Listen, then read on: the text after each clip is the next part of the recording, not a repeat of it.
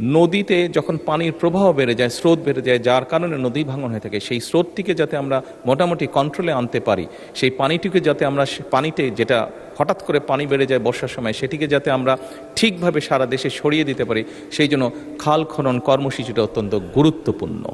আমার নির্বাচনী এলাকায় ১১২ পটুয়াখালী বাউফল, আমরা আমাদের এলাকা সম্পর্কে বলে থাকি ধান নদী খাল, এই তিন নিয়ে আমাদের বরিশাল। নদীবেষ্টিত এই জায়গা সম্পর্কে যে এখানে উপকূলীয় বিষয়ক মন্ত্রণালয়ের যে বিশেষ বিবেচনা নেওয়া হয়েছে, এই দক্ষিণাঞ্চলের উপকূলীয় জেলা পটুয়াখালীর বাউফল আমাদের একটি অত্যন্ত নদীবেষ্টিত জায়গা, যেখানে তেঁতুলিয়া এবং লোহালিয়া নদীর তীরবর্তী প্রায় 60টা ইউনিয়ন, তার মধ্যে 4টা ইউনিয়ন অত্যন্ত ভয়াবহ নদী ভাঙনে বিপর্যস্ত। উপজেলার নাজিরপুর, কালাইয়া, চন্দ্রদ্বীপ, কেশবপুর, ধুলিয়া, এদিকে কাশিপাড়া সহ নদীগর্ভে প্রায় এগুলো বিলীন হওয়ার পথে, প্রতিনিয়ত মানবিক, সামাজিক এবং অর্থনৈতিকভাবে বিপর্যস্ত হয়ে যাচ্ছে। নদী ভাঙনের ফলে আমাদের কবরস্থান সহ মসজিদ, মাদ্রাসা, স্কুল, মন্দির এগুলো আমাদের ভাঙনে বড় বড় অঞ্চলগুলো ইতিমধ্যে চলে গেছে। মানবতার জীবনযাপন করছে তারা, হাজার হাজার হেক্টর ফসলি জমি যা ইতিমধ্যে নদীর গর্ভে চলে গেছে। স্থানীয় কৃষক এবং দিনমজুর যারা জীবন জীবিকায় ভয়াবহ প্রভাব ফেলছে মাননীয় স্পিকার, সে জায়গায় আমরা বিশেষভাবে লক্ষ্য করছি যে আমাদের কয়েকটি প্রতিষ্ঠান সহ শিক্ষার্থীদের স্কুলে ছুটে যাওয়ার হার এখন কমে যাচ্ছে। কমিউনিটি হাসপাতাল, স্থানীয় বাজার, এমনকি মানুষের শেষ চিহ্ন কবরও নদীতে বিলীন হয়ে গেছে।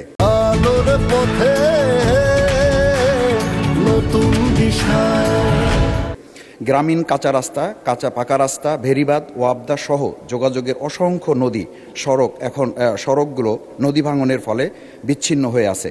বিশেষ করে নাজিরপুর, কচুয়া, ডালিমা, নিমদি, তাঁতেরকাঠি এলাকার 7 কিলোমিটার এলাকা একেবারেই ঝুঁকিপূর্ণ অবস্থায় রয়েছে। মাননীয় সদস্য, আমি শেষ যে অনেক ব্যাপক একটা সংক্ষিপ্ত প্রশ্ন করুন। যে সিসি ব্লক এবং র্যাপের মাধ্যমে এই জায়গাটাকে আমাদের যে প্রকল্প এখানে নেওয়া হয়েছে উপকূল বিষয়ক মন্ত্রণালয়ের আওতায় নিয়ে এসে এই সমস্যাগুলোর সমাধানে মাননীয় প্রধানমন্ত্রী তার জায়গা থেকে উদ্যোগ গ্রহণ করবেন কিনা এ বিষয়ে আপনাদের কাছে মাননীয় স্পিকার আপনার মাধ্যমে বিনয়ের সাথে জানতে চাচ্ছি। মাননীয় প্রধানমন্ত্রী। ধন্যবাদ মাননীয় স্পিকার, ধন্যবাদ মাননীয় সংসদ সদস্য আপনার একটি গুরুত্বপূর্ণ প্রশ্নের জন্য। আপনি আপনার এলাকার যেই সমস্যার কথা বলেছেন সেটি শুধু আপনার এলাকার সমস্যা নয়, বাংলাদেশের বহু মানুষ আছে। এমনকি আমার যেটা ডিস্ট্রিক্ট, সেই বগুড়াতেও সারিয়াকান্দি অঞ্চলে এইরকম নদী ভাঙনের সমস্যা রয়ে গিয়েছে মাননীয় স্পিকার। একই সাথে আরও অনেকগুলো অঞ্চল আছে, দক্ষিণ অঞ্চল বলেন, উত্তর অঞ্চল বলেন, বাংলাদেশের বিভিন্ন জায়গায় এই সমস্যা রয়ে গিয়েছে। এই সমস্যাটা একদিনের নয় মাননীয় সংসদ সদস্য, আপনি যেহেতু ওই অঞ্চলের মানুষ, ওই অঞ্চলে বেড়ে উঠেছেন, আপনার নিশ্চয়ই ধারণা আছে কিভাবে এই সমস্যাটি তৈরি হয়েছে। এখানে সবচেয়ে গুরুত্বপূর্ণ দুটো বিষয় আছে। একটি হচ্ছে যে নদী শাসনের কথা আপনি বলেছেন, সেটি একটি উপায় আছে, এবং একই সাথে আপনি খুব ভালো করে জানেন নদী শাসনের বিষয়টি অত্যন্ত ব্যয়বহুল একটি বিষয়, বাট তারপরেও প্রয়োজন অনুযায়ী আমাদেরকে করতে হবে। এবং সাথে আরেকটি গুরুত্বপূর্ণ বিষয় আছে, এই ভাঙনগুলো কখন হয়? ভাঙনগুলো আমরা দেখেছি অধিকাংশ সময় বর্ষার সময় হয়ে থাকে, যখন নদীতে স্রোত থাকে এবং হঠাৎ করে পানির প্রবাহ যখন বেড়ে যায়। এবং সেই জন্যই মাননীয় সংসদ সদস্য, আপনি নিশ্চয়ই অবগত আছেন, আপনার ধারণা আছে, না দেখে থাকলেও ধারণা আছে, শহীদ রাষ্ট্রপতি জিয়াউর রহমান এই সমস্যাটিকে সমাধানের জন্য খাল খনন কর্মসূচি শুরু করেছিলেন ওনার শাসনের সময়। এবং বর্তমান সরকার খাল খননের মাধ্যমে একদিকে যেমন নদী ভাঙনকে ট্যাকল করতে চাইছে, একদিকে যেমন আমাদের শুষ্ক মৌসুমে পানির যে সমস্যা হয়ে থাকে সেই সমস্যাটার সমাধান আমরা করতে চাইছি খাল খননের মাধ্যমে। ঠিক একইভাবে আপনার নিশ্চয়ই ধারণা আছে, যেহেতু গ্রাম অঞ্চলে আপনি বেড়ে উঠেছেন, অনেক সময় এমন অনেক জায়গা আছে যেখানে বর্ষাকালেও কৃষক পানি পায় না, বর্ষার সময়ও তাকে পানির জন্য কষ্ট করতে হয়। সেই জন্য আমাদের সেচ সুবিধা দেওয়ার জন্য খাল খনন একটি অত্যন্ত জরুরি প্রকল্প।